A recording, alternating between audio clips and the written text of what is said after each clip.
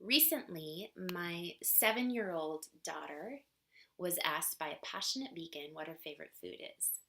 And Hazel, who is very sweet and honest, replied that her favorite food in the whole world is her daddy's slow cooked smoked ribs. Well, the response was passionate and immediate, and it was, "That's your karma, not mine." Yeah, so let's talk about karma. Karma is a balancing experience directly influenced by previous action, thought, or belief. And it is based on current life or it could be based on a previous life. And the zero balance and the goal is good, and you get what you put out. So if you are good, then you have good karma, and life rolls out like honey butter. And if you are bad, you have imbalance and bad karma, and you must pay your dues, either gradually over time or all at once, to achieve the balance once again to good, and then honey butter. I don't know anyone whose life is all honey butter all the time. So let's look at this together.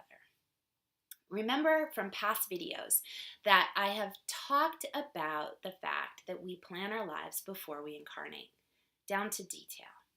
And what's relevant here is that we plan challenges. So we take into consideration beforehand the karma that we'll address in our life to come. And in lots of cases, that karma is simply a continuation of our overall soul's growth and learning. So say we took on a challenge in a past life and we really did our best. But upon death, we looked back and we realized that we still have some to-dos that we need to take care of. That's okay.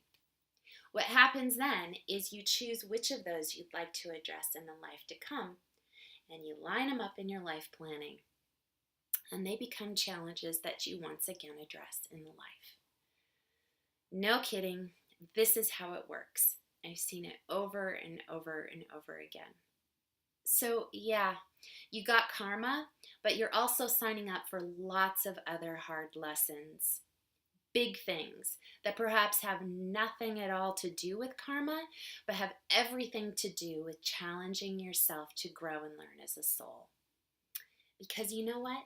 In Source, there is no judgment, only love. You may have had a hard life and made some choices that you're really not so proud of. But when you return to the spirit realm, you are welcomed back unfailingly with love and support, with a pat on the metaphorical back. And you get to meet your loving teacher, your spirit guide, who will help you process and learn and then set up your lessons for the life to come. There's no judgment. It's so easy here on earth to judge. It's so easy to find personal righteousness and categorize others from that vantage point. The hard thing and the loving thing is not to. Our journeys are so personal, and they are often surprising. Remember that lots of times, very loving and brilliant souls will take on really hard roles to teach others, and in some cases, to shift the entire consciousness of the planet.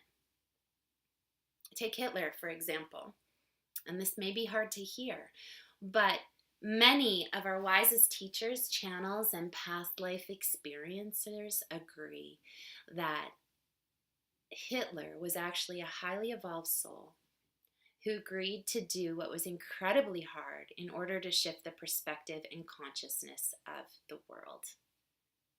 Do these souls then take on the karma of their agreeing to be the bad guy and doing it really well?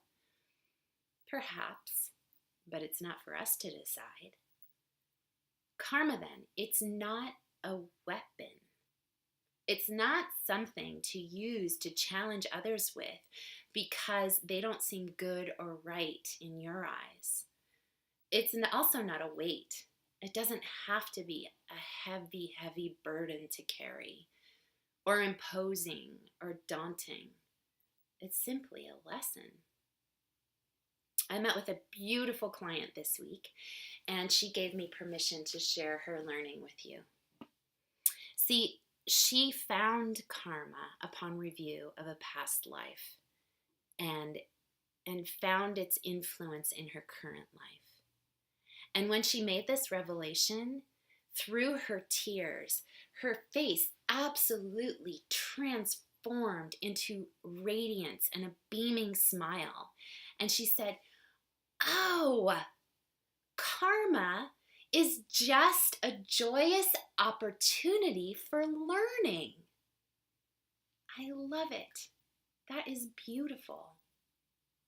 And by the way, I did talk about karma with Hazel after the conversation that I told you about.